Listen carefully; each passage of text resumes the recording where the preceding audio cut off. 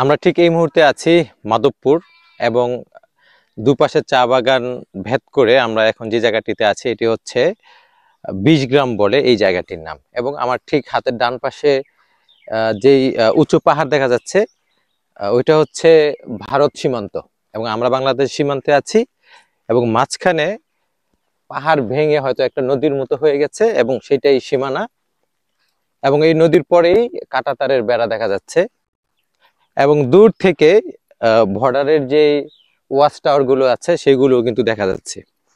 এবং শ্রীমঙ্গলের এই আশেপাশে আপনার এমন অনেক মাঠ পাবেন যে মাঠগুলো আসলেই সবুজে ভরা এবং মাঠের মধ্যে মাঠের যে অনেকগুলো কাজ থাকে যে মাঠে আমরা খেলাধুলা করি, গরু মহিষ পালি, সেই ইয়াটা কিন্তু সেই দৃশ্যটি কিন্তু আপনারা এই শ্রীমঙ্গলের বিভিন্ন মাঠে দেখতে পাবেন।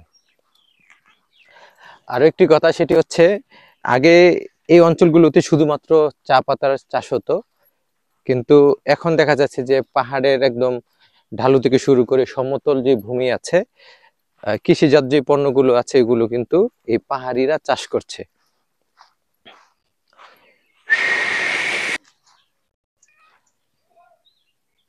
এবং এই মাঠের এইখানে দাঁড়িয়ে এই যে দূরে দেখা যাচ্ছে ওয়াচ টাওয়ার, একদম সীমান্তের মধ্যে ওয়াচ টাওয়ার এবং মাঝখানে একটি এটা নদী বা খাল জাতীয় কিছু হবে। আর এই যে কৃষি পণ্য চাষাবাদ হচ্ছে, এটা সম্ভবত বাংলাদেশের সীমানা যতটুকু আছে এবং তারপরেই কিন্তু কাঁটাতারের ভেড়া দেখায়।